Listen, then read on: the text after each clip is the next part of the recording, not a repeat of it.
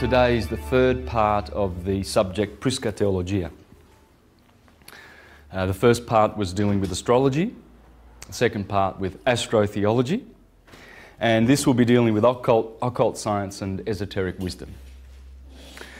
And what I will endeavour to do is to present this ancient theology, Prisca meaning ancient, in a syncretic way. Okay, so syncretism was something that the Renaissance people knew a lot about, because Pico, one of the foremost Renaissance masters, he pretty much brought syncretism to the attention of the world when he went down to Rome with his 900 theses. Here they are. That's another zero to the 90 theses of Martin Luther 30 years after Pico. Anyway, Pico went down to Rome and he decided that he would challenge the Vatican to a debate to prove that all the sciences, all the philosophies and theologies and schools of thought can all be syncretized into one homogeneous, harmonious unity of teaching. What I'm going to be sharing with you today is the knowledge and the understanding of what all the philosophies are based on.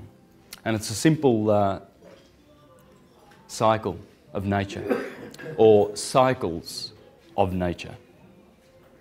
Okay, so with one graph we should be able to pretty much explain how most of the sciences work and how much of the philosophies work.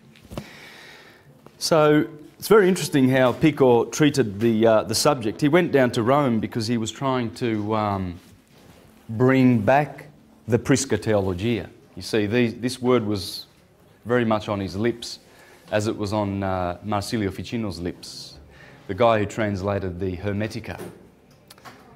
Now, the Hermetic wisdom has always been there. It's been there for thousands and thousands of years. And according to Stephen Meller, who was a person who went down to Egypt and spoke to the indigenous wisdom keepers, and that would be Abdel Hakim Awiyan, who has now passed away. But here Stephen explains how the indigenous wisdom keepers explained many things about the true history of Egypt, and how Egypt has an antiquity of at least 50 to 65,000 years, with that particular consciousness, wave of consciousness that created such wonderful buildings like the pyramids. Now, those pyramids are built in such a way that it is impossible to replicate them today with our science and technology. The pyramid codes is probably another one of the products that I would like to bring to your attention when it comes to the truth about Egypt. Okay? Carmen Butler has also interviewed Abdel Hakim Awiyan in this wonderful documentary, which shows the true antiquity of things like the Sphinx and the Great Pyramid and all the megalithic sites down in Saqqara and Dendra and Luxor, etc. So, and with that, I would like to bring your attention to the Commission School of Ancient Mysticism, and I'll be doing a 2-week tour in Egypt next year in October with Yusuf and Patricia Awiyan, the son and daughter-in-law of Abdel. So when you watch, you can watch that. You can see that on YouTube, but I'd recommend you get that for your own collection. And you'll see Abdel there discussing the true origins of this wonderful science. Okay, so what Rome would like us to believe is that civilization's about 6,000 years old, and there was an Adam and an Eve, and apart from that, they were very barbaric, and many of the human brothers lived in caves, and then, of course, evolved their intelligence, and now here we are at the peak of all wisdom and intelligence in linear history. Whereas the Prisca Theologia proves that this is false. Absolutely false. We live in cycles whereby consciousness grows and then recedes, grows and then recedes. And we have been at the bottom of a wave of loss of consciousness for about 5,000 years. Again, according to Abdel, the indigenous wisdom keeper, and we've been in the age of Amun for 5,000 years. And it's the age of darkness and slumber, spiritual slumber. And before that was the age of Aten, you see, and which had more light. Okay, and then it goes back and back to the golden age. But we've been at the bottom of the wave for such a long time. So syncretism is all about bringing back the unity of the religio/science that we once enjoyed on this earth. So there is abundant proof that once upon a time we were all united in the one science. And the proof of that is in that we find that the gods of various cultures seem to have the same deeds to their credit, and the same numbers and the same names, etc. For instance, Zeus of the Greeks seems to be very similar in his actions and behaviour to Jupiter of the Romans, etc., etc. And Thoth of the Egyptians seems to be the same guy that the Greeks call Hermes and the Romans call Mercurius, and the Hindus call, or the Easterners call Buddha. So what in effect we're going to be doing is we're going to be pulling back the information that comes from all of these sources to show that they all have one common thread underpinning them. Now, the way in which we can do this is through one graph. And the graph you've seen many times if you've watched my presentations. Now, what I'm doing here is just following science and nature. You see, this is an old map of the Earth. And the old map is divided in two by an equator. And you have a northern hemisphere and a southern hemisphere. And usually on good maps you'll see the sine wave that goes through the equator and hits the Tropic of Cancer, and then goes back through the equator and then down to the Tropic of Capricorn. And this produces the seasons every year. Now, the interesting thing about this map is they placed the glyph of Aries right at the beginning here, and then you have Taurus over here, and then Cancer right on cue with the Tropic of Cancer. And then as you go along you have Leo, and then you have Virgo here, and the scales of Libra, right at the point of equilibrium, okay?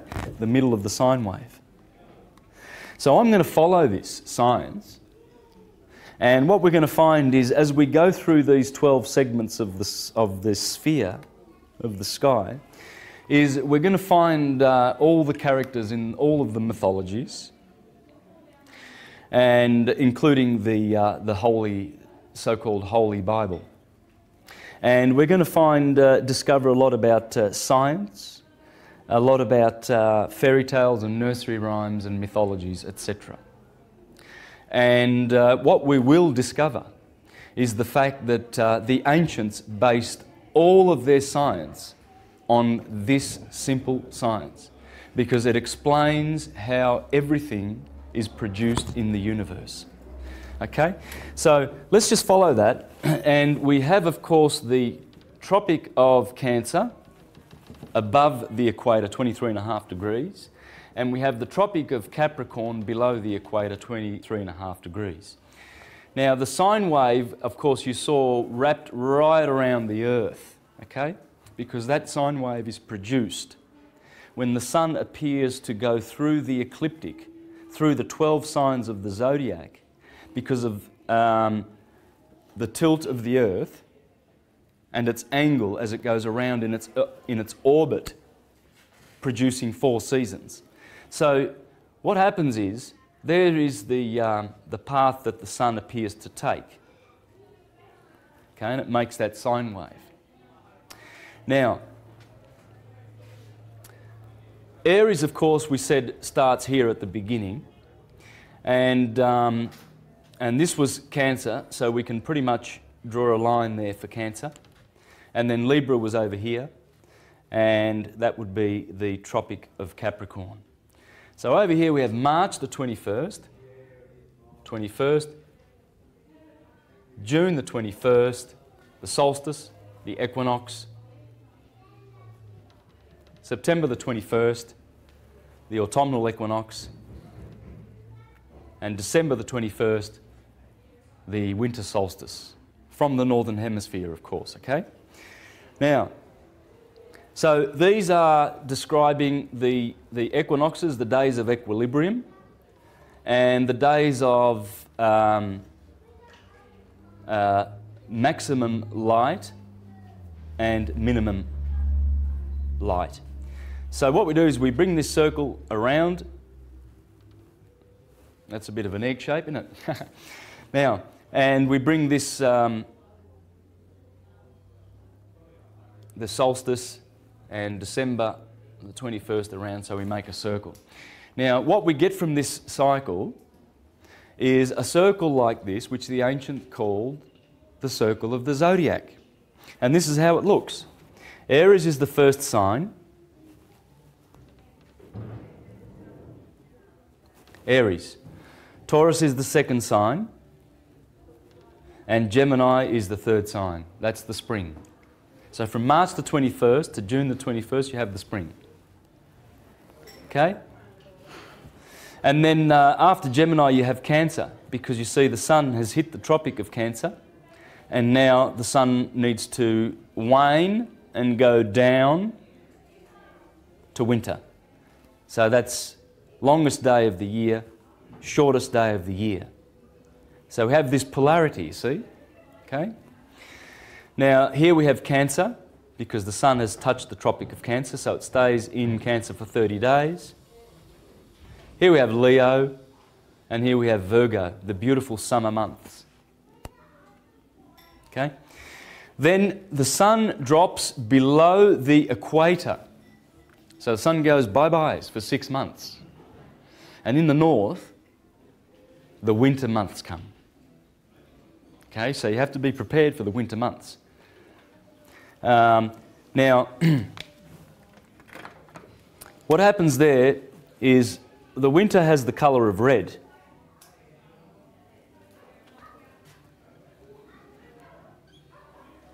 Because the sun is passing through the Red Sea. You see, around about September, what happens is those beautiful green leaves begin to turn red. So they look around in the Northern Hemisphere and say, well, the sun's passing through the Red Sea, because everything in autumn turns red. Orange, yellow, red, okay? So this was considered to be the Red Sea. You see, you have to go through the Red Sea, and finally you get into the Promised Land. This is the Promised Land, the summer. And I'll explain why it's the Promised Land, but there's a lot of reasons why they called this the Promised Land. Okay? And here is the Red Sea, or Tartarus. And here we have Libra, Scorpio, Sagittarius, Capricorn, Aquarius, and Pisces. Okay? And this, of course, has the lush green look of vegetation, photosynthesis, because the sun is booming. He's happy in his kingdom. In fact, the sun rules, in astrology, the sun rules over here. Okay? The moon, she rules over here in Cancer. And then always next to those will be Mercury, always. Mercury can never be more than 28 degrees away from the sun. And Mercury would correspond to the disciple of Jesus called John, because John says, I was always near unto the Lord. I'm the one that the Lord loved. Yes, the Lord, as you will see in the mythologies and in the Gospels, that's this guy, Mercury. In any birth chart, you will always see the sun in its sign, and Mercury will be either a sign next door on either side of the sun, or in the same sign as the sun. Okay? So check out your birth charts, and there's Mercury, always faithful and close to the sun. He can never be badly aspected to the sun. He will always be a friend and support of the sun in this science. Next to them will be Venus, because Venus cannot be more than 48 degrees away from the sun. You see, Mercury and Venus are actually inner planets. They are inside our orbit, smaller than our orbit and closer to the sun. Therefore, they can be blocked out by going in front of the sun. And what I'm referring to is our solar system is a vortex. Okay? This is exactly how our solar system works. We don't have a solar system where the sun is over here and then all the planets orbit on the same plane. That's ridiculous. And it has been debunked by scientists like Walter Russell in this book. Okay? So what happens is, of course, we've got Mercury over here, and then we've got Venus, and then the Earth. And when Mercury goes in front of the sun, around here and here, always in this path here of the vortex, we don't see them.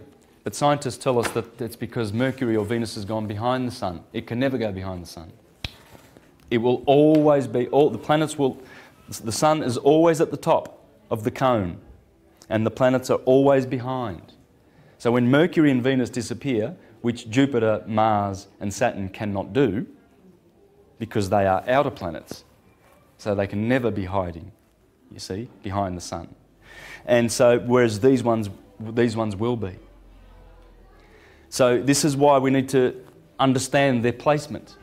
Okay, I'm teaching you a little bit of modern science. By the way, Nassim Harriman has got a good video explaining this solar system, and on my YouTube site, Mr. Astrotheology, you can see some science videos explaining how this solar system works. Okay, there's an Indian scientist called Prahlad Keshava Bhat, B-H-A-T. Okay, and you can see his video on YouTube where he explains how the vortex solar system works. I've included a bit of this in my presentations because I think we should consider this and try and wrap our minds around it, because this is going to debunk the old theory, just like this one debunked the flat earth theory, etc. Okay? So now we understand why these planets are always friendly to the sun, Venus and Mercury. Then next in line is Mars. Sorry, I've done something wrong here. Where's my green? Let me correct myself. I did put Mercury there. So Mercury and Venus is here. Sorry, I put Venus over here. That's the mistake that I made. Okay. So let's do that again. You've got the sun and the moon ruling. They are the most luminous orbs in the sky. Therefore, they rule summer. Okay. Now, when you look at it, look at this as the four seasons: spring, summer, autumn, and winter. So when you look at it, this July, August is the hottest time of the year. So, hello. right on cue, you find the sun dwelling in his house, in his kingdom of heaven. This is heaven and this is hell. The sun always lives in the kingdom of heaven, in the Lion of the tribe of Judah, where the scepter shall not depart. Can't be removed, cannot be removed. And I'll show you that science. The moon, she's always there. She's always there in the kingdom with her husband. That's Abraham and Sarah. That's King Arthur and Guinevere. It's Jack and Jill climbed up the hill. That's the hill. This is always considered to be the hill, as you will see. Okay? So you've got Mercury always close. And then Venus close again, but then you have Mars. Okay? And Mars is a little bit of an opposer. He rules Aries and Scorpio. Okay? Now, why does he oppose? Well, because he's doing a 90-degree angle with the moon here, and he's doing a 90-degree angle here with the sun. And anyone who's studied astrology knows that that's a square, and that's a bad aspect. And so the sun is putting himself in a position of antagonism toward, Mars is putting himself in a position of antagonism toward the sun, whereas these ones dare not. Mercury and Venus. Okay? So Mars, you see, is the beginning of this antagonism toward the kingdom of heaven. And then you've got Jupiter. You see, so these boys, the big boys, and here we have Saturn and Saturn. So you've got, Saturn is the great opposer in this system, because he is always opposing directly the moon or the sun. He always opposes the greater luminaries. That's why he's the greater malefic in astrology, because of his position of antagonism on the outer of the solar system, and he's cold. And the sun doesn't like cold, so he cast him down into hell. Okay? And this is the placement of the seven. Okay? Who are the seven? Well, the seven are always known as the archons or the cosmocrators, the ones who gouge out matter. You know, they've got knives in their hands, the little dwarf gods of Egypt. Or the potters of Memphis, the potters of Ptah in Egypt. Or the Jews call them the Elohim. Very interesting word, Elohim. And I pointed out last week in the presentation, in the Hawaiians say aloha. Aloha, I mean, you know, it's things like this, which I'm going to give many examples of, that show that there's this commonality, there's this common, fundamental, spiritual science/religion that underpins all systems. And it's there once you go looking for the clues. If you don't go looking, you will not find. But you have to overturn all the stones. That's why this science is called occult science. Why is it occult? Well, it's been occulted to the eyes of, say, churchgoers, for instance, because what do they get told? Well, they get told, don't you read any of the publications or books or anything that any other philosopher or church publishes, because that's from the devil. You know, just read our publications. Well, is that overturning every stone? It's not. But the Elohim are seven, and they correspond to all of the sevens that we see in nature, because nature is a septenary. Okay? Whereas mind, Pymander, the mind of the divine, is 12. 12. Okay? The ether, the God, the cause. Okay? And how it imprints its patterns on matter is through the principle of seven, you see. When you place the zodiac, this was the gift that the ancients gave us. They gave us this gift. And this is the gift that will syncretize all of the philosophies in the near future. because it's the revival of Hermetic wisdom that will syncretize all of the philosophies. And one day, in the very near future, we will have this one religion because we will understand it. Well, I doubt whether we'll call it a religion, because religion means relegare, and that means to bind, to tie together in a bundle, like the fasci of Rome, which is a fascist dictatorship. But it will be the knowledge of the true God, as the Bible says. That the day will come when everyone will be filled with the knowledge of the true God. This is it. It's nature. It's science. It's not hocus pocus traditions that are handed down, which have no basis in anything real. It has to be real, and that's what Hermetic wisdom is all about. It's real truth, verifiable and provable.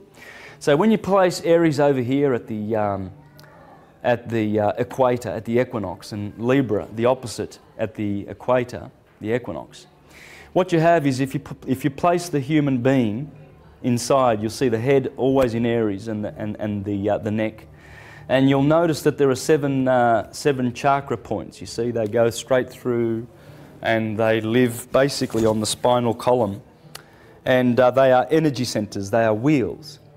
You see. And St. John in the book of Revelation calls those the 7 seals that need to be opened. And the Lord opened the first seal, and I heard a voice of an angel. And then he opened the second seal, and I heard a voice of an angel. You need to study what the angel says, and you'll see that these are the bursting of the 7 seals. And the Elohim, the 7 planets in the solar system, the 7 days of the week. These are the cosmocrators, or the Elohim of the Jews. So what we do then is, as we go through this wheel, we begin to see that it tells a story.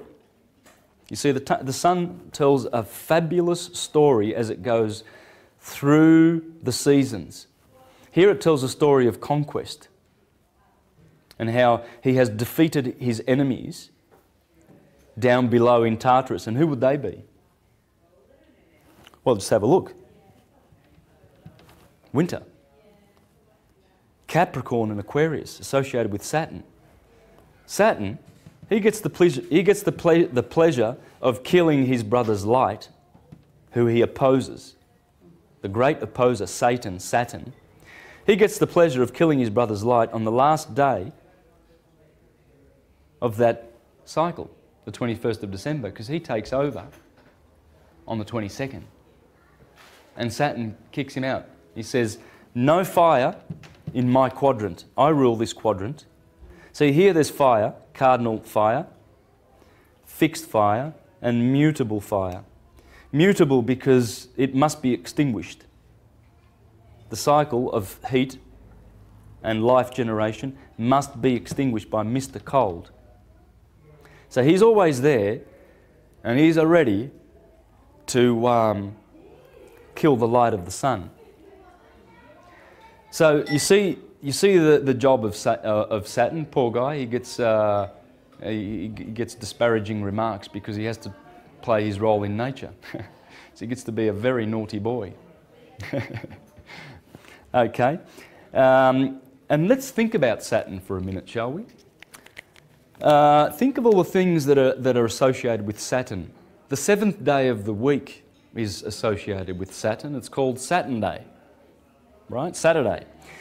And what usually happens on that day? Would that be the weekend, the day of revelry? You know, Saturday night fever. And let's go out Saturday night, boys. Let's go out on the tiles, right? It's always this guy. It's always Saturn, the bad boy. Let's have a look at the year. So that's the week. Okay. By the way, the moon does not dominate the week. Okay? Saturn dominates the week. I'll explain that later. It belongs to him. The number 7 is Saturn.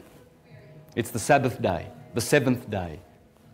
It's the 7th planet. It's the one that is the one that is right on top, the top chakra. Saturn's here, the moon's down below, the bottom chakra.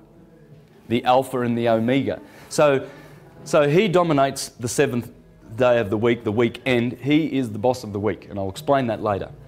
All right, what about the day? What happens during the day? Let's see where Saturn appears during the day. If we have established that on March the 21st, the sun splits the day between 12 hours of darkness and 12 hours of light, well then the sun must rise at 6 o'clock in the morning, 6 a.m, and set at 6 p.m. It's the only days of the year where this happens. On the equator, the sun rises at 6 a.m. and sets at 6 p.m. Only happens on these 2 days, these 2 golden days.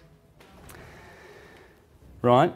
So if you place 6 o'clock there, 12 midday here, 6 p.m. over here, and 12 a.m. over here, midnight, then you begin to see how Saturn is important in this cycle. Because Saturn rules from, Aries rules from 6 to 8, Taurus 8 to 10, Gemini rules 10 to 12, Cancer rules 12 to 2, 4 o'clock, 6 o'clock, 8 o'clock, 10 o'clock. Wow. Right on cue, we have Saturn turning up at midnight. And what happens after midnight? It's the naughtiest time of the day, is it not? You know, some people who are quite forward in telling you that they do their best work after midnight and etc. Okay? Yeah, he gets from 12 to 4. But the benefits of Saturn's rule is that you can do good thinking at this time of the night. Many philosophers and many geniuses have found most of their insights at this time of the night. You know, King David in the Psalm says, "Oh, I wake up in the middle of the night to look at your stars and tell forth your glory and be inspired by your heavens." This is a magic time, but it's also that time of revelry where things happen, you know. Thieves do their work at night, don't they? You see, and Saturn rules the night. Now, let's have a go at the year. How does Saturn affect the year? Well, this is winter. So he snuffs out the sun's light in mutable fire, Sagittarius. Here's another one. In ancient Rome, they used to celebrate the Saturnalia. Okay? And what happened in the Saturnalia? Well, first of all, when was it celebrated? Well, it was celebrated started on the 17th of December, 4 days before the solstice. And it went all the way to Christmas Day, the 25th of December, when the sun begins its journey, all the way back up the holy mountain. So all in here, the Romans celebrated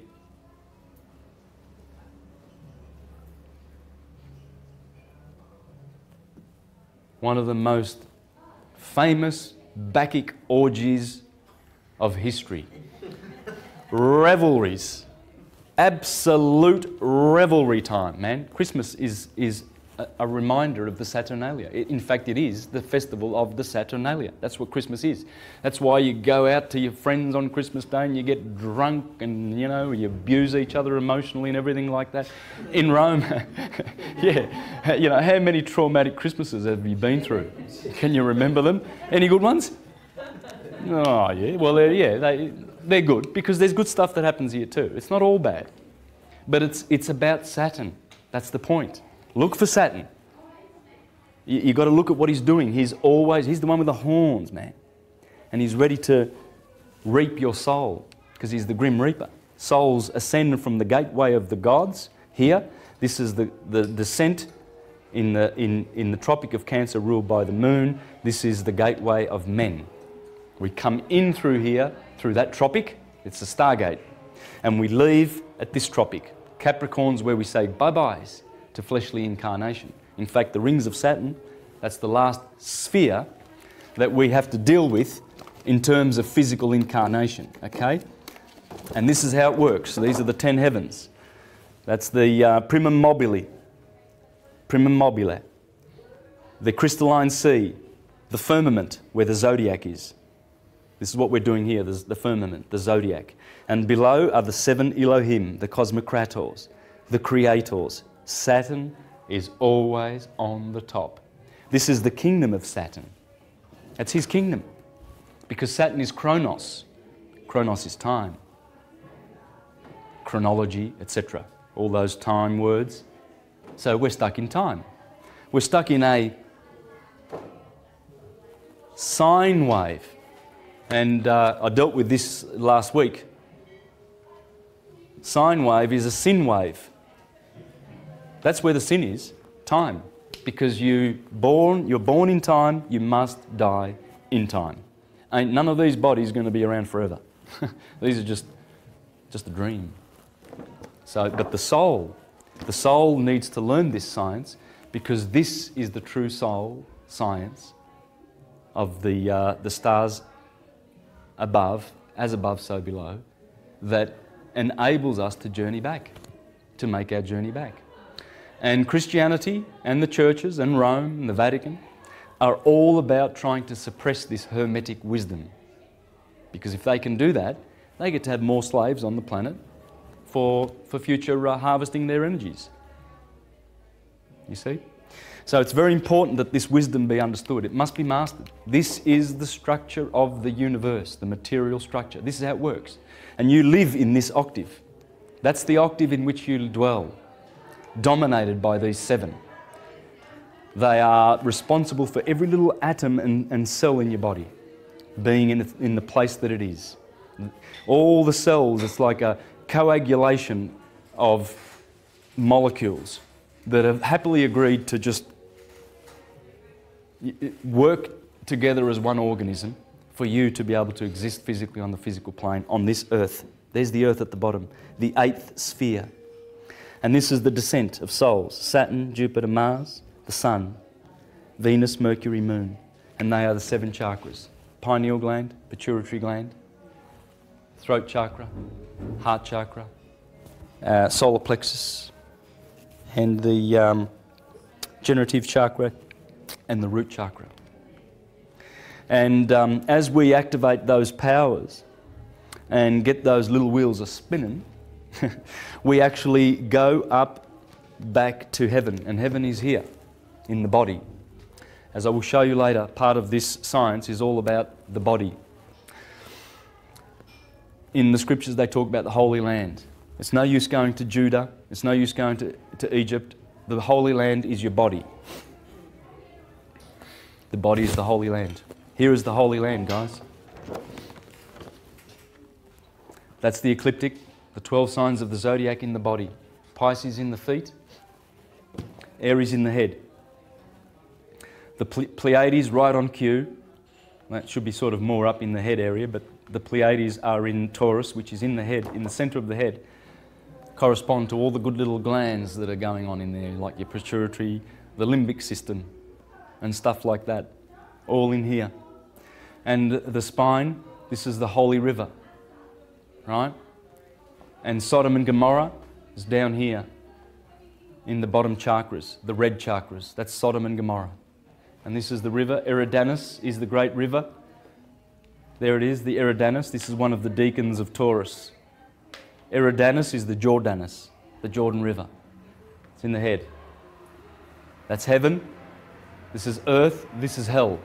Heaven, earth, hell. So above, Midgard, inferior, infernal. Infernal always carries with it the colours red. In fact, in the occult science, they taught that everything below the kidneys was considered to be Egypt. This is Egypt. And this is why God's children, the elect, go through the Red Sea and must come out on the other side of the Red Sea in order to be saved. And this is exactly why they celebrate the Passover. Right here on cue, and they eat the lamb, the sacrificial Passover lamb. And I think it was Jesus that was called the Passover lamb, was it not? Yes, the Passover lamb. Why would you call Jesus, the Saviour, a Passover lamb? Because you're talking about astrology. The Bible's full of astrology. That's why he is the lamb. And the blood of the lamb. The blood of the lamb is the sun's rays, the beautiful photons that drench us in the spring. You see, when the sun kills the lamb in the 30 days of Aries, it kills the lamb and sheds its blood as a sacrifice every year. And that blood is the impregnation of the blossom season. And then the fruits come from that blood, from the death of the lamb. Aries, the lamb, the sacrificial lamb, must be sacrificed every year for us to be saved. That's why in the first words of the Gospel of John, you see, people don't notice this, but John begins with a fully grown Jesus. He doesn't begin with a baby in the crib or in a manger down here in Capricorn, where the sun's a little baby. John and Mark, the two Gospels, begin over here in Aries. And there's telltale signs. Last week I dealt with this and pretty much covered it and proved it conclusively. I went through all the chapters of Mark, the 16 chapters, and all on cue, they were talking about Aryan, all the Aryan constellations, Cassiopeia, Cephas, Andromeda, and all of the decanal constellations that are associated with these two signs here, Pisces and Aries. And then it talks about, the early chapters of Mark talk about light, which is the Pleiades and Venus, the two lights of Taurus. And then it talks about your brothers and twin, etc., etc. And then it goes, here's the transfiguration of Jesus, right on cue, I think in the 8th chapter of Mark, where the sun is transfigured. You see? Now, John, this is the first chapter of John. Okay? Verse 30. The next day, seeing Jesus coming towards him, John said, "Look, there is the Lamb of God that takes away the sin of the world." First chapter of John.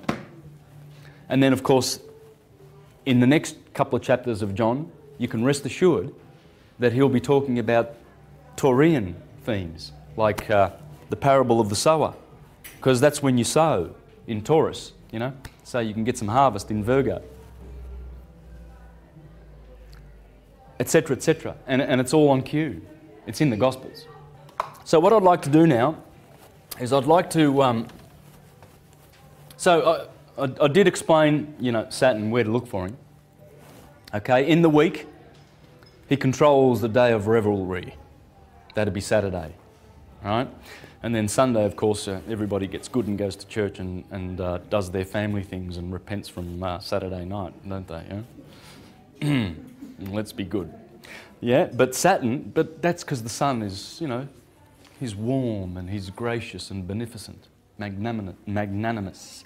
Whereas Saturn is cold and withdrawing, and rather than mankind being alert and awake and everything, they're sleeping during these hours of Saturn.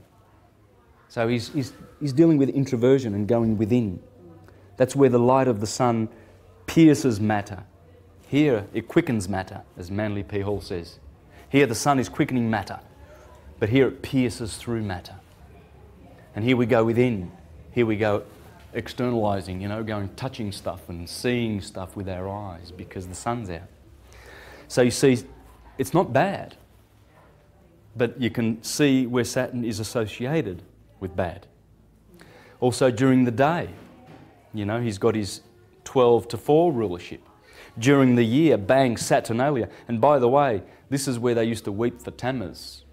You know, in Babylon, where they used to, where Ezekiel and Daniel were complaining that the children of Israel were weeping for Tammuz, you know. Why would you weep for Tammuz? Well, Tammuz Day is the 21st of December, and Tammuz is Saturn.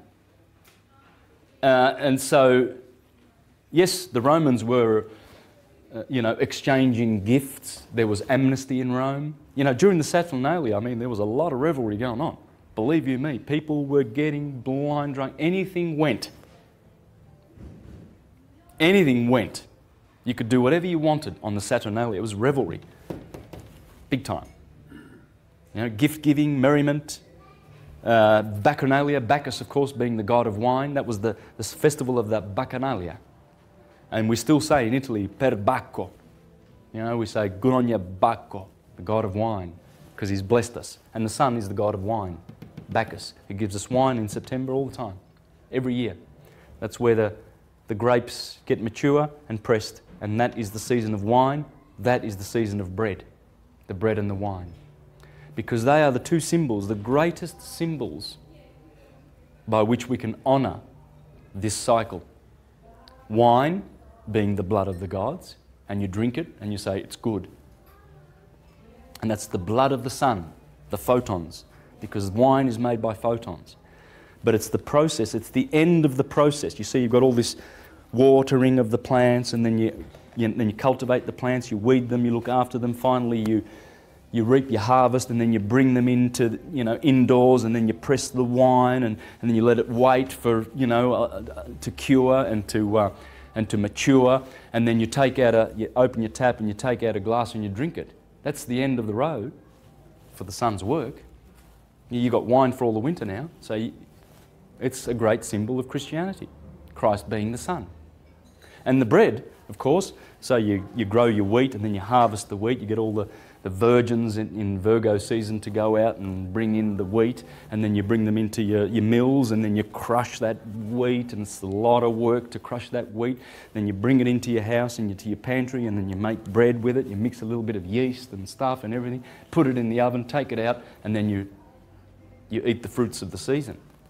Right on cue, bread and the wine.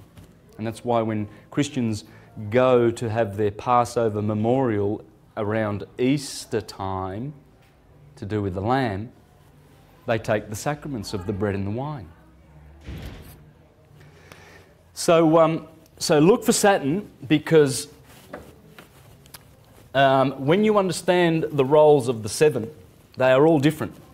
Our solar system, it works in such a manner. It works like this. You see, the heart is the sun is always in the middle kingdom, and there are 3 spheres above and 3 below. So it's in the fourth. It's in the middle. There is always the sun in the middle, and this is Ptolemaic, by the way. Remember the astrologer Claudius Ptolemy, and of course, when Copernicus discovered that the planets orbit around the sun, which they don't, they immediately went and attacked this guy. Because he said, the earth was the centre of everything, and the sun, what's the sun doing? Rubbish. The sun's in the centre. What's it doing there in the middle of the planets? That's ridiculous. Well, it's not ridiculous, because this is in fact the structure of the sevenfold material place in which we live and move and exist. And one day we will go out of the rings of Saturn and to his father, Uranus, who is in the firmament. Okay, Uranus. Right, we've got Saturn, and his father was Uranus. Well, Uranos in Greek means heaven. Saturn, of course, is time. So Saturn castrates his father and takes over the rulership. What that's telling you is that time, when you come into this solar system, you're under him. He's the boss, the Lord of the Rings. He's the Lord of the Rings because it's one ring to rule them all. And he has rings. He's the planet of rings. Okay, and he swallows his children.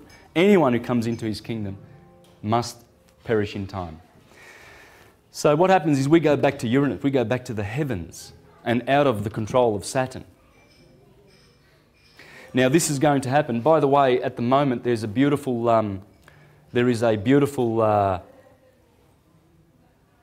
Aries. Uranus is in Aries at the moment, and Saturn is in Libra.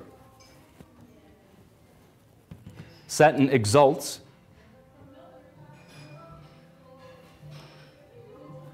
in Libra.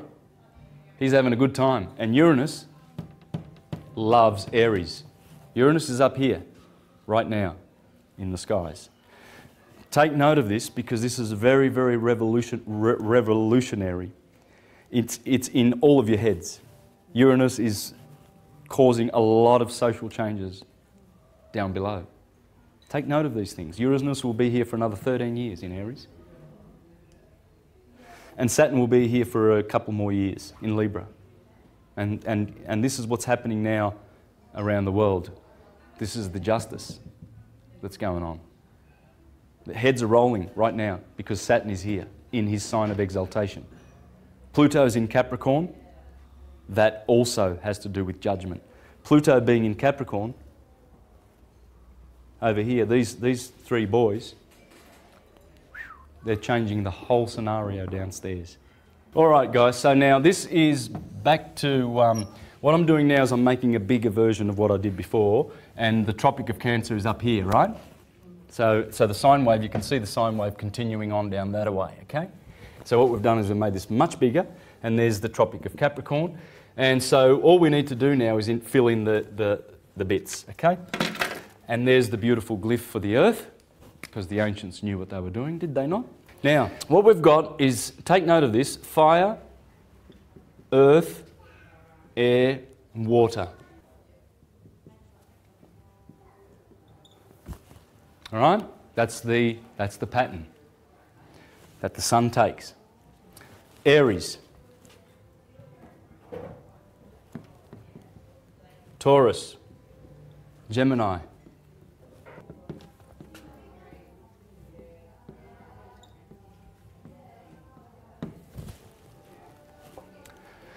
this is the great gift that they left us.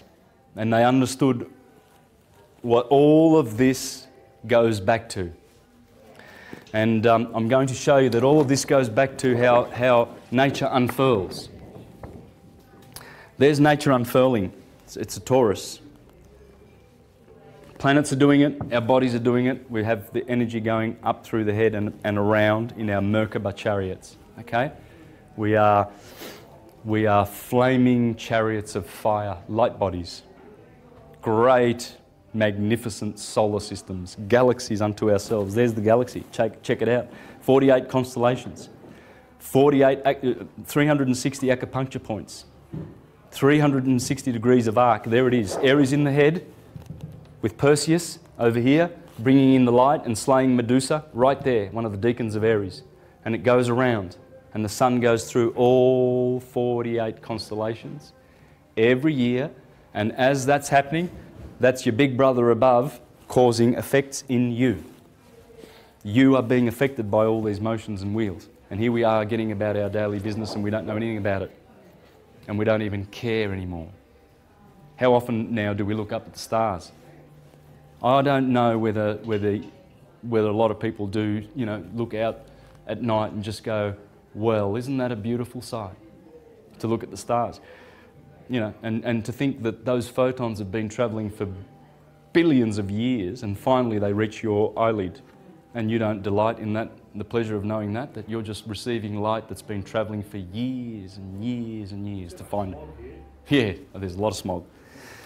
But what is the structure behind this is the vector equilibrium or the cube octahedron, okay? The octahedron and the cube, okay? That is this 12-fold structure. This is a perfect model of 12ness. This is where the 12 comes from, okay? From the vector equilibrium that supports this structure, that is what planets and galaxies are doing. 64 in the Flower of Life, 64 in the I Ching, 64 boards in the chessboard, squares, 64 codons in your DNA, 64 in Kabbalah. When you put the Kabbalistic trees together, you get 64, the number. It's a precious number.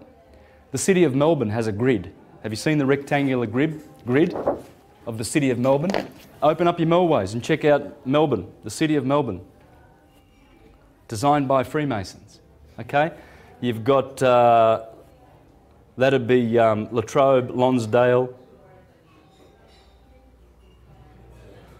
Anyway, look, you've got to check this out yourself. It's 64 grids. 64. It was designed that way.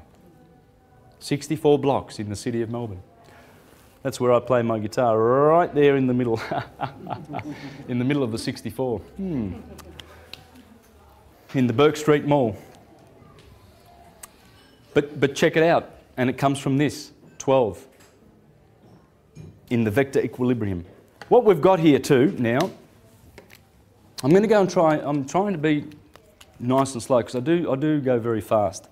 So I want to just take my time with this and it'll sink in a lot better. You've got cardinal, cardinal, cardinal and cardinal. Okay? Fixed, fixed, fixed, fixed. And, oh yes, I got pretty blue. Woohoo! Mutable, mutable, and mutable. Okay, so this is basically the science that they left us with, and everything here is all on cue with what's going on in your body and with what's going on upstairs. For instance, fire in Aries, that's the brain. Fire is electric. Well, in the morning, when the sun wakes up at 6 a.m. and you wake up at 6 a.m, first thing that happens is this turns on and your eyes turn on, both ruled by Aries and Mars. Right? It rules the top of the head. So you wake up here with fire because electricity needs to be working the electromagnetic computer that you have up here. Then the sun flips polarity from 8 to 10 and it gives you earth fixed. That would be the mouth. Earth rules this part of the body. So you put earth in your mouth, you see? And it's a magnetic polarity. Here, Gemini, that's Gemini and the two lungs. And Gemini needs air,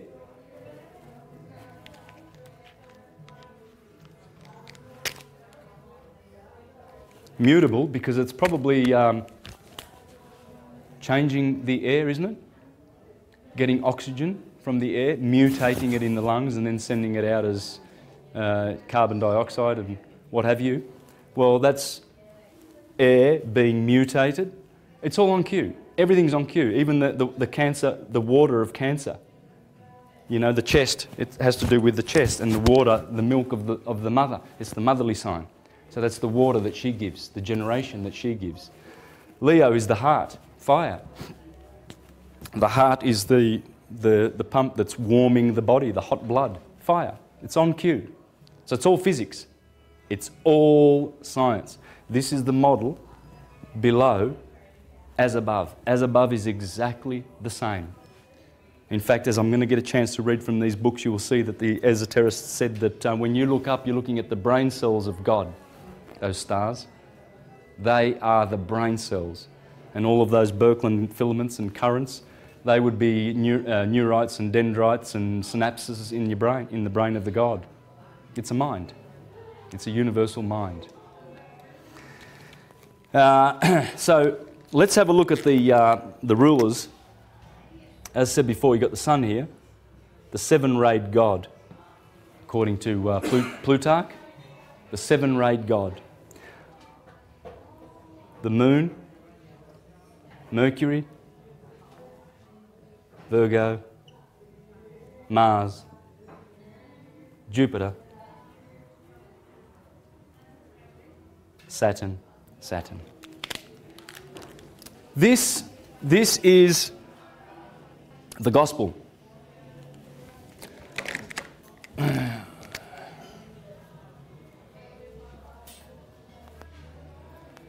God's spell. It's God's spell. It's not an evil spell. It's a spell. It goes forth. The spirit of El, God's spirit of El, is always going forth in the gospel because this is the gospel. Jesus goes around with his 12 disciples. He has John always by his side. He has Jupiter, Peter, his best friend, Jupiter. There are all the characters of the gospel, okay? The gospel. The gospel is dealing with a daily cycle and a yearly cycle and a backward processional cycle which lasts about 24,000 years. Once you work those out, then you will understand the science. Because the idea is to understand the solar system. Because in your understanding the solar system, you acquire solar consciousness. That's Christ consciousness. Otherwise, you're stuck with earth consciousness, which is neither bad or good. It's earth consciousness. But we need to shed that. And when we learn about the solar system and how it works, then we are able to embrace that consciousness. Then we go to the galaxy and we have galactic consciousness. And then the whole universe, we see how that works and understand it. And we have universal consciousness. Then we go back to unity consciousness, rather than the dualistic consciousness of the lower earthly consciousness. It's down here where we get opinions about good and evil, which doesn't exist up there. Simply doesn't exist.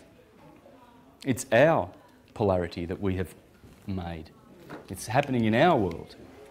This is the message. These beautiful stories are in the message, but you won't see them if you're not looking. Have you ever noticed those 3D pictures that contain a three-dimensional picture, but you've got to stare at them? Yeah, right? Yeah. Have you ever seen those? Sometimes it takes a minute or 2 minutes. Some people never get it. Nope. They never see it. And that's what the Bible is. The Bible is like that. It's got these amazing allegorical stories that most readers are just walking straight past, Oh, Jesus said this and Jesus said that. Never ever understanding what is really happening. And this is the crime of the priestcraft. And those people are trained to not have eyes to see. You see, that's why the scriptures say for ones who have eyes to see, you will see it. Now, you notice another thing with Saturn is, this is the symbol of Saturn.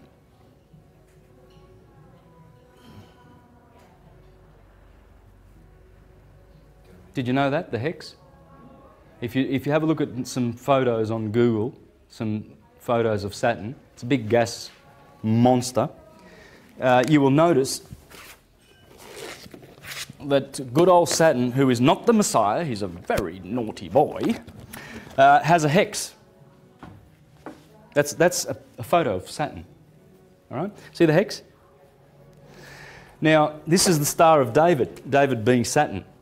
And you see a triangle pointing upward, which means the spirit going back to where it came from.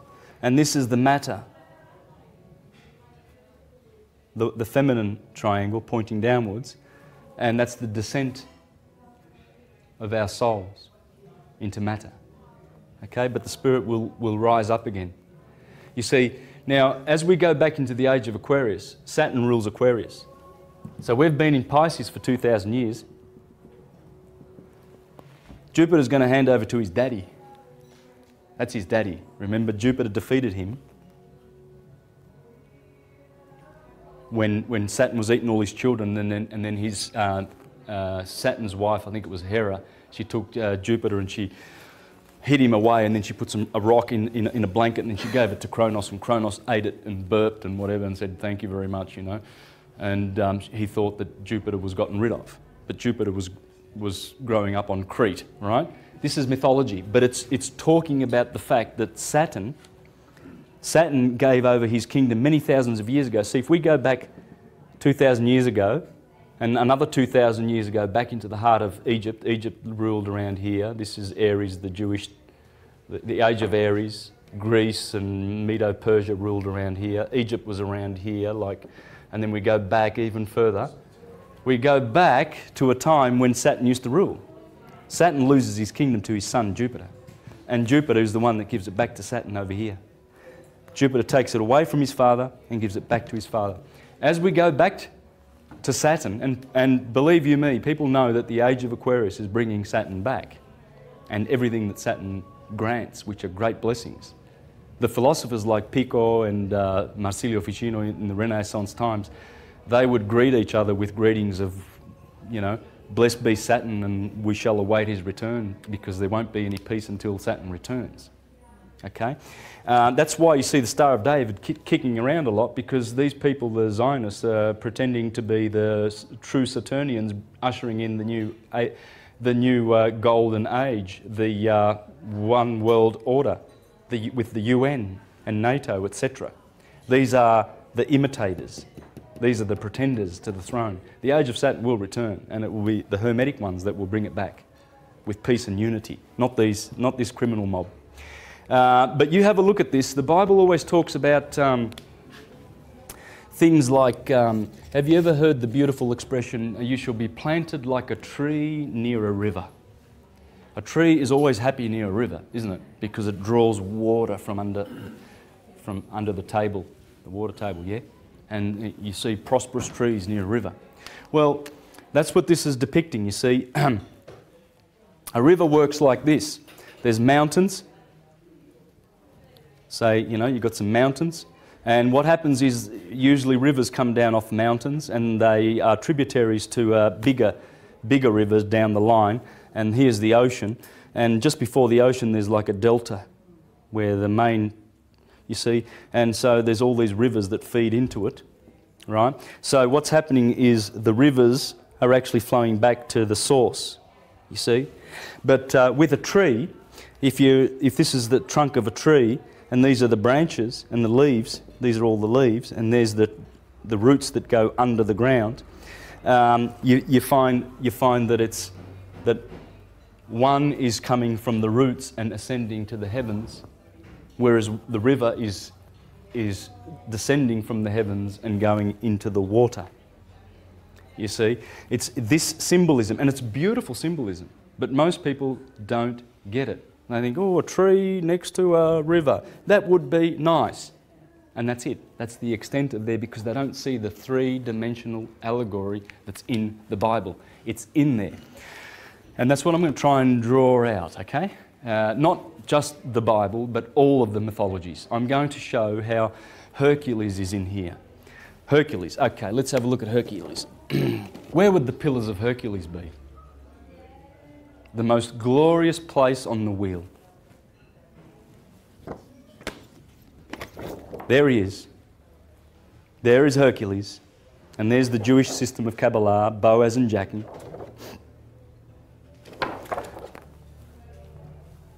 The pillars of Hercules, the two twins, Pollux and Castor, they always dominate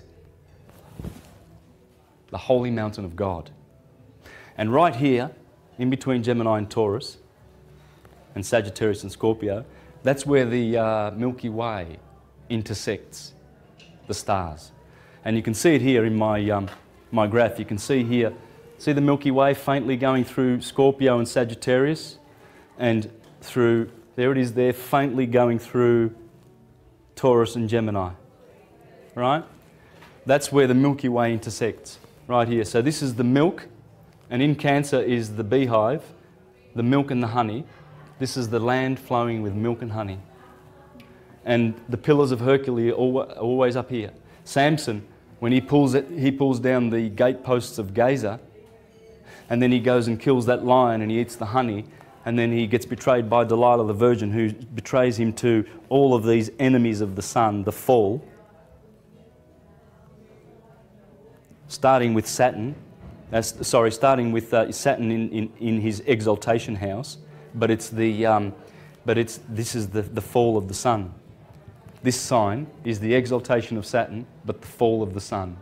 The sun here is wounded. Scorpio bites the sun in November. The backbiter betrays the Lord with a kiss. And here is Draco, the constellation of the dragon in Sagittarius. Jupiter is there, Peter, in the Garden of Gethsemane, where Scorpio betrays the Lord for 30 silver pieces. 30 days of the silver moon. This is all betrayal. This is the sun being betrayed as it goes down. But here, the sun is glorious. There is Hercules. Hercules is the sun passing through Gemini, conquering his holy mountain. Gemini is always there. It will always be there at the top. The sons of Zeus, Pollux and Castor, one divine, one human. And that's why you have the two pillars everywhere, in every system, the two pillars. There's the Arch of Titus, and he tells you, look at that, there's the Jewish menorah. That Jewish menorah is right there, because Titus, having destroyed Jerusalem. And there's the Jewish menorah, people. Ephesus, this is the... In Revelation, these are the 7 congregations that are in Asia. Ephesus, Thyatira, Philadelphia. Interesting. Philadelphia. Any Greeks? Brothers. Yeah, love of brothers. Would that be the two twins, Pollux and Castor, and the love that Pollux had for Castor, that he decided that he would give up his immortal life so that he could save his brother Castor, and they shared immortality every year. One would have immortality and one would have mortality. That's the love that they had, brotherly love. Philadelphia, right on cue. Here you have Sardis, which means the peak. Sardis means, Pergamos, which means the peak. Sardis, which means the king, the lion. Here you have, anyway, it's on the video. but these are the 7 congregations, okay? There they are there. These are the 7 planets, the 7 Elohim. That's what they are. The sun is the middle one. Saturn is the left one. That's the moon. So you've got Sunday to the middle, Monday over here, Tuesday, Wednesday, Thursday, Friday, Saturday. Saturday is always the 7th. So here you have the arch of Constantine.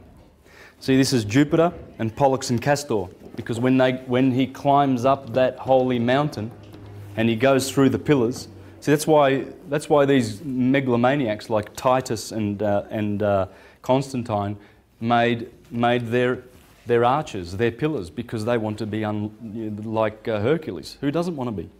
We all do.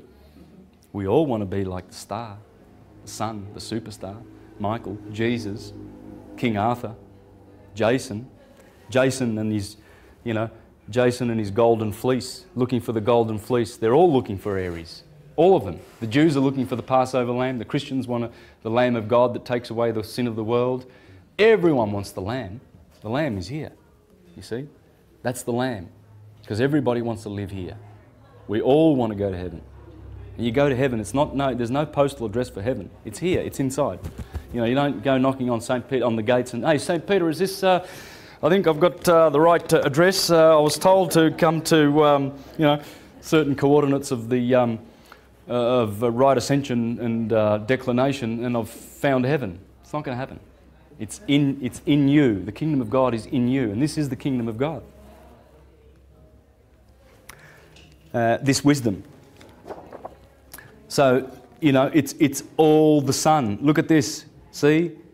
They'll have, like, in Paris, they have the Arc de Triomphe, right? Well, where do they place that? Right in the Champs-Élysées. The Champs-Élysées, is that Élysée? Would that be the Champs-Élysées? Yes. The Elysian Fields, springtime. This is where all the magic happens. This is the Father, the Son, and the Holy Spirit. You see, mind, Aries, the head, electric. That's the nous. And that's the thinking. That's where we do our thinking. Here we speak. And Gemini, we do. Yeah? So we think, we speak, we do. And in fact, Aries is I am, I have, and I think, which is pretty interesting because that also is the process of doing. But the Father and the Son and the Holy Spirit is how everything gets done in the whole world. First you think it, then you speak it, then you do it.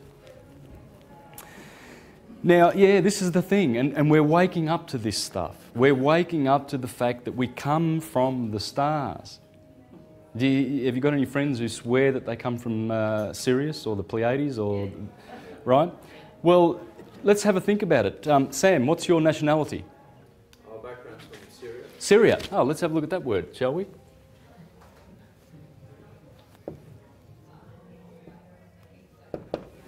They're Syrian. They know where they come from. Right next door, there's a country called Canaan, originally. That's the Canaanites. That's canine. That would be the dog. Sirius is the dog star. So the Syrians, the Canaanites, the Assyrians, etc., they know where they come from. You come from Syria, from Sirius. Most of us do. So it's still there. You can see this in the country, in the country of origin. Look at Italy. They say that the Romans come from Romulus and Remus, and they suckled on a wolf. That'd be the dog, the canine, and Mars. They claim that their descent is from Mars. You see the two twins. That's a dog, isn't it? A wolf. They're telling you the two twins of Gemini, Romulus and Remus, who are suckling Sirius. Sirius is always here. That's where Sirius lives, man. She's in between Gemini and Cancer. The dog is, in fact, Canis Major is a deacon of Gemini. Gemini. Let's have a look at that, shall we? Here we've got, there it is, Canis Major, the great dog. That's where Sirius is. Right there in Gemini, the twins. So the Romans, you know, they know what they're talking about. What they're trying to tell you is that, you know, we have ancestry from the dog. Check it out. We come from a dog star. And what about the tribe in the country of Mali, just near Egypt, the Dogons?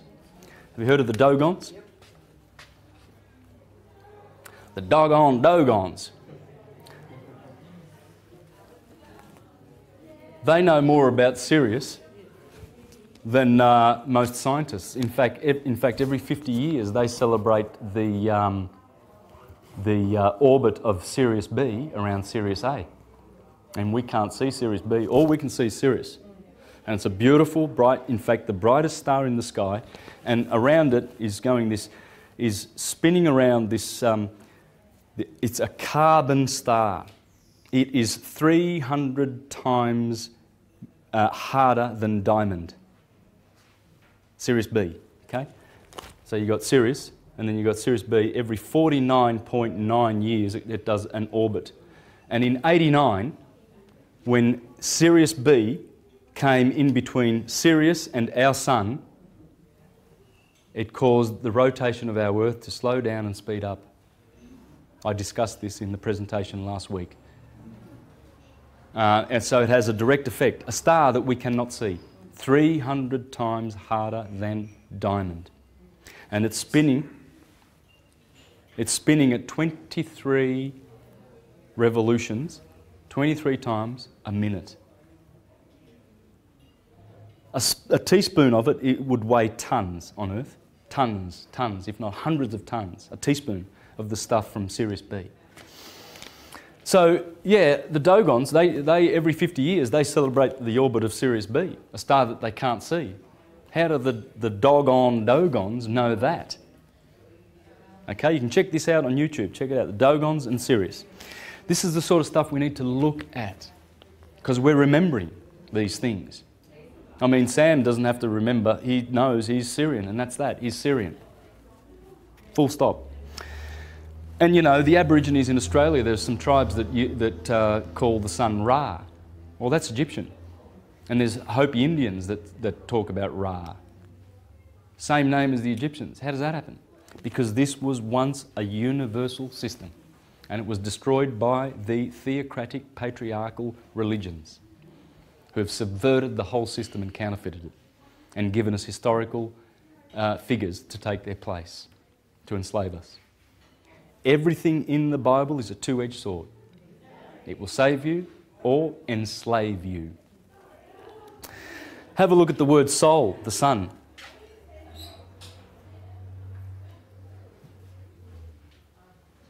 Does that sound like soul?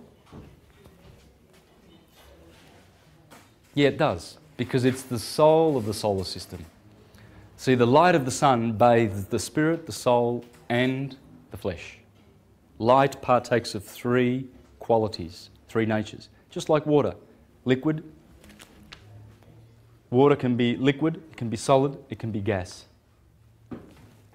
3 states. That's light. That's why light is in the middle. That's why Jesus says, I am the light of the world. You don't go to the Father except through me, the fire. It's the sun, right? The light of the sun. And as the Neoplatonic philosophers said, there are 3 suns in the sky. When you look up to that orb in the sky, it's not just a physical body of hydrogen. It's a psychic person and it's a spiritual person, just like we are. And soul is anima. And this is very pertinent because I'm going to be discussing today how the philosopher lived his life in terms of diet, in terms of actions, in terms of speaking, and all of that. So we're going to really benefit with some practical stuff here because it's got to be useful, and it is useful. And that's what I'm going to be sharing with you about the Prisca Theologia, how useful it is. See, the word soul in Latin is anima. Okay? Soul, animal. Keep that in mind because this is very, very profound, what we're going to be learning. You know, so we see these words and we don't really think of what we're saying sometimes when we go to our church to go and see a minister.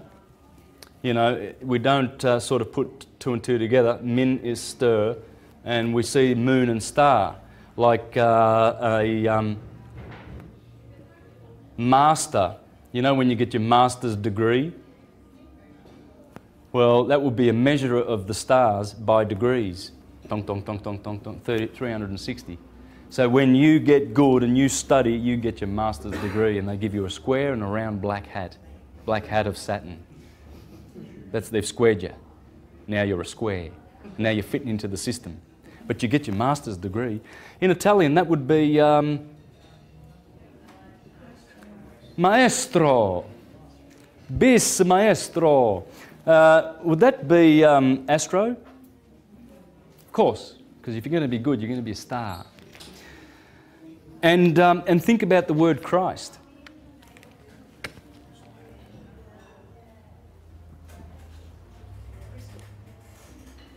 Would you be a carbon crystal by any chance? We've been hexed with earth.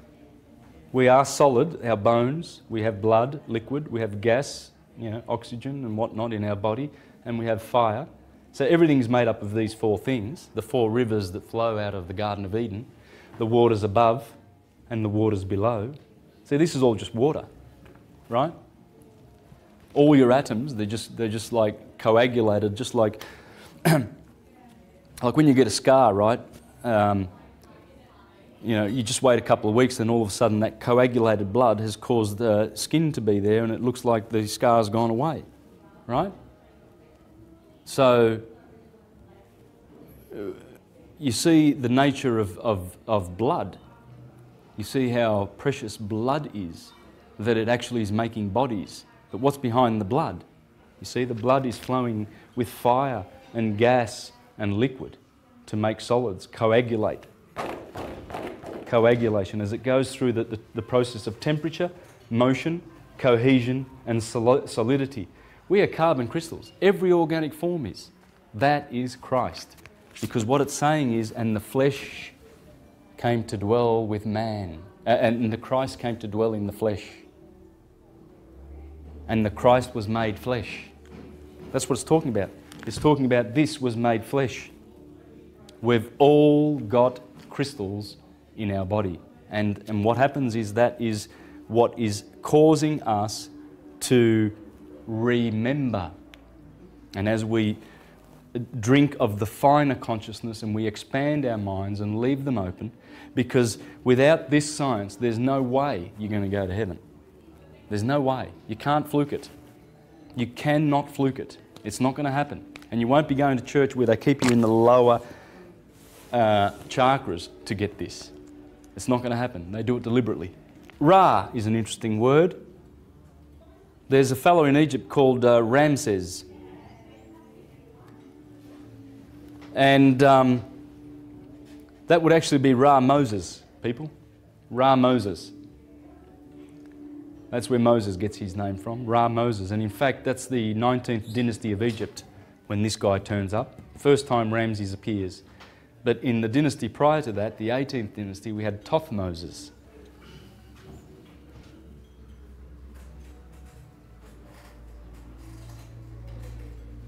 There's many spellings for this, by the way. There's many spellings for Thothmoses, the ancient pharaoh of the 18th dynasties. In fact, Thothmoses III, that's the one that they reckon is the founder of Rosicrucianism and all of, in fact, all of the Freemasonic schools come from that 18th dynasty, most of them. Okay, yeah, Thothmoses. There's a statue of him done in that I think it's granite, or what's it called, diorite. Diorite, and it's very hard.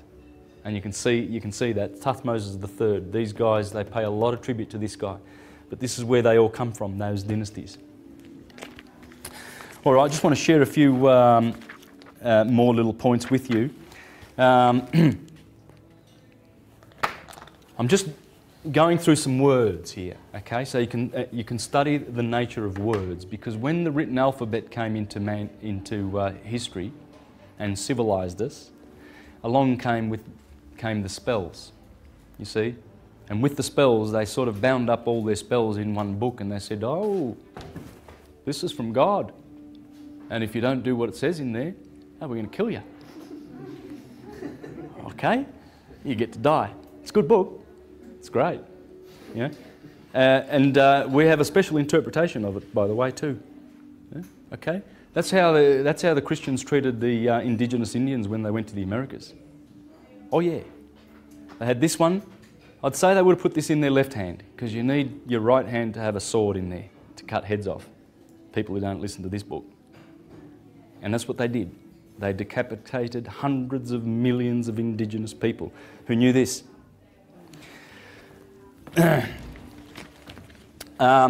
So the 7 days of the week would be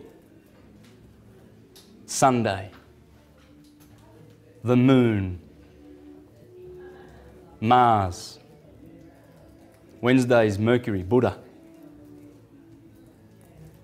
That's Jupiter, Zeus, god of gods. That's Venus, Friday. And good old Saturn Day. Okay, let's put him in there like that. Okay, I'm going to make a point of him. This is the Japanese language, okay? I'm doing some Japanese kanji here. I didn't actually bring the kanji, I forgot, but doesn't matter. The meaning of the word is what matters. Sun is Nichi. Nichi means heat, fire, light. So you go to Japan and you've got right on cue, you've got Sunday where Nichiyobi is, right on cue, and it's heat, fire and light. Pretty interesting, isn't it? What about the next one?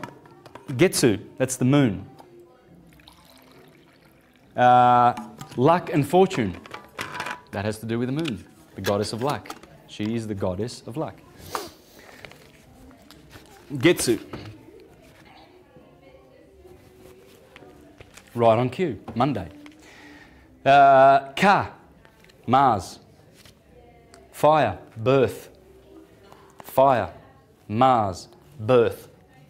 In fact, the 25th of March is when Gabriel comes down to Mary and he says, guess what? You're going to have a little son, and he's going to be called Jesus. Because that's where impregnation happens, the blossom, the sperm of the sun. And in Japan they celebrate Sakura, and in Rome on the 19th of April they celebrate the festival of Flora, flowers. Flowers, impregnation, fruit, harvest, preservation and survival. Then it starts again. Every year, Jesus, bang, has sex with the moon. And how do you know that? Well, because that's where Christians celebrate the Easter. It's full moon. Notice, Easter's always after the full moon, the first Sunday after the full moon, which the Jews celebrate on Nisan the 14th. And that's impregnation, because the moon is always opposite the sun in the Holy Mother of God, the Virgin. So when Easter happens, it's when the sun has crossed over First Sunday after the first full moon, because the full moon must be in the Virgin. The Virgin goes from here to here. You see, her glyph, Mary, it's like pretty much like a Mary. Whereas Scorpio's glyph is turned up with it's an M with an arrow pointed up, because all of this area used to belong to the Virgin.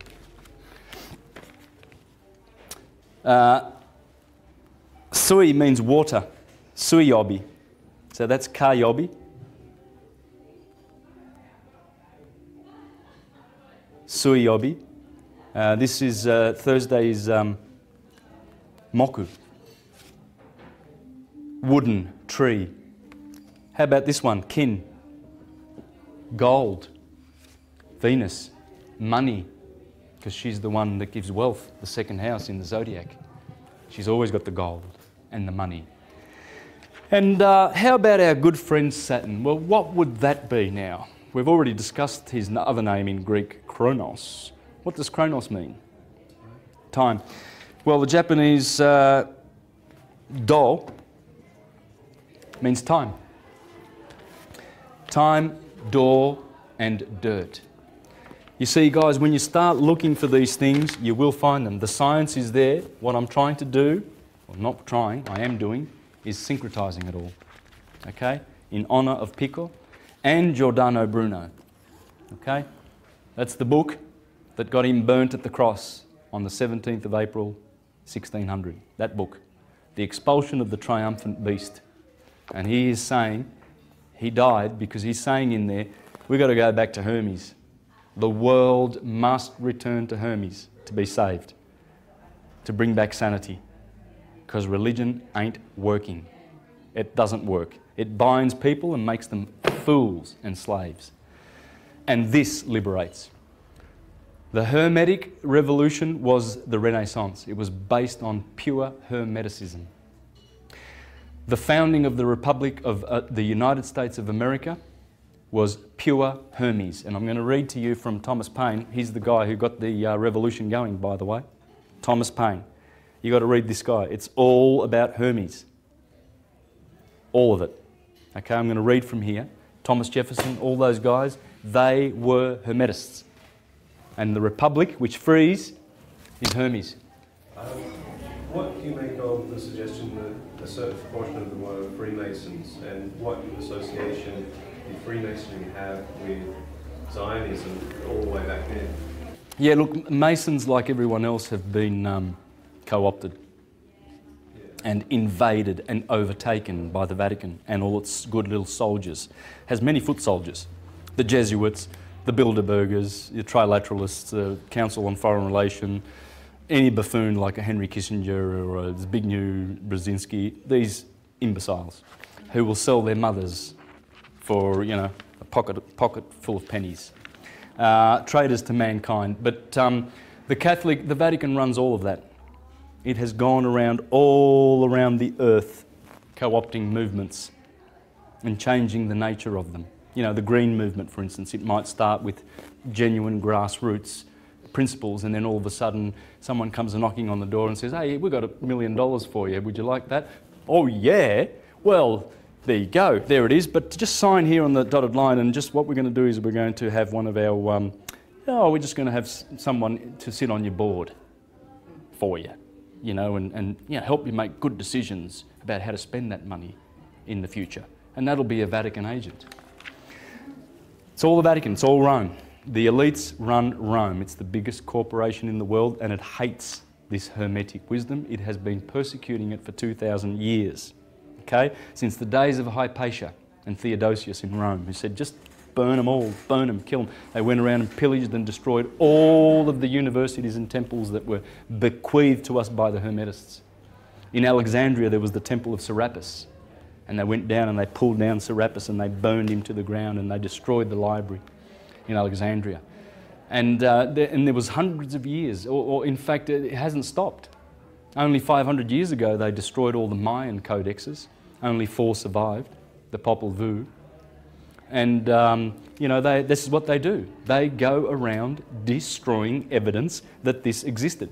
It existed, and it's coming back, and it will destroy all the fictions. This is here to come, to stay forever. We'll never forget this again. It's coming back. This is Hermes, guys, and rejoice that it's coming back. Have a look at Libra, the point of equilibrium, isn't it? Libra, those scales, those beautiful scales.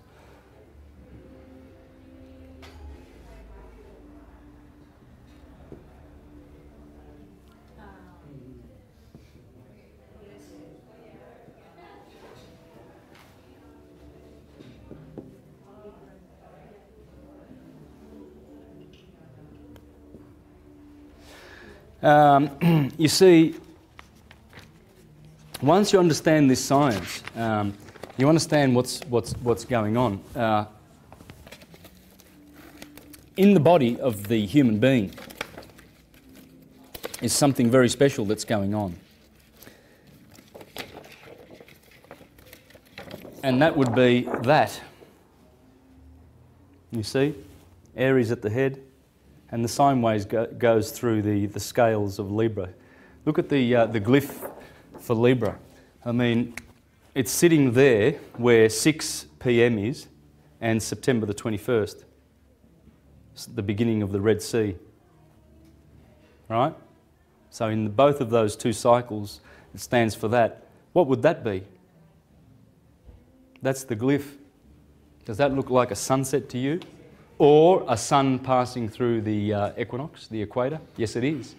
And opposite there is where the Japanese have their car brand Nissan. Nissan means March. And you see the symbol for Nissan? It's got the sun going through the equator. These are things to look out for. The sun. The sun dominates everything. It's all about the sun. In fact, that's a painting there, famous painting that an Englishman did down in New Zealand about 150 years ago. And what you can see, that's a tattooed warrior, okay? And you will notice that the lines on the top of the face here, this all has to do with sun worship. This is the sun, just like this mask is. And you see you'll have 13 lines down one side and 14 lines down another side. 13 times 14 equals 182. Any idea what 182 is all about? It's solar science, pure science. Well, it's a half of the year, exactly. Okay? It's a half of 365 days. And what it's representing is 1/2 of everything of the year. Now, but it's a symbolic number. It's not actually accurate, because this half of the year is exactly 187 days long, and this one is 178 days long. Did you know that? Yeah. The sun above the horizon takes 187 days. And below the horizon, it takes 178 days and a quarter. Marcus Manilius, in his wonderful poem, he talks about this when he says, take note that the crab and the twins and the bull all rise upside down.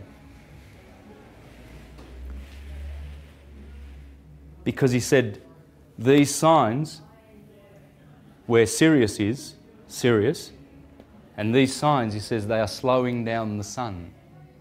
You see? They drag and pull on the sun. That's why they come up, upside down. This is poetry. It's not scientifically accurate.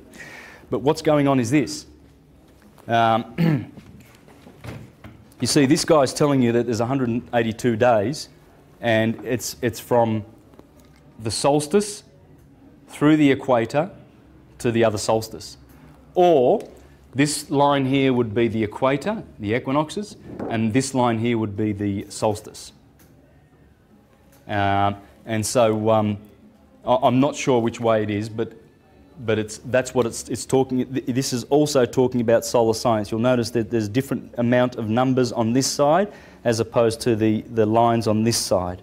Okay, they're doing that. It's not a mistake. It's deliberate, because it's trying to encode special formulas for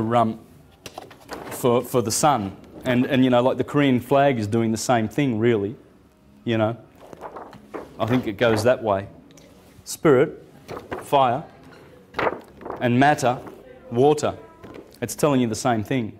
Fire, earth, air, and water. So, and the reason for this now, it's easy to work out when you know that on January the 4th, the Earth is at perihelion with the Sun.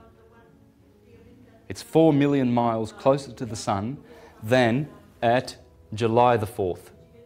So where would January the 1st be? Let's have a look now. We've got 21st. January the 4th would be around about here, and July the 4th would be around about here. That's perihelion.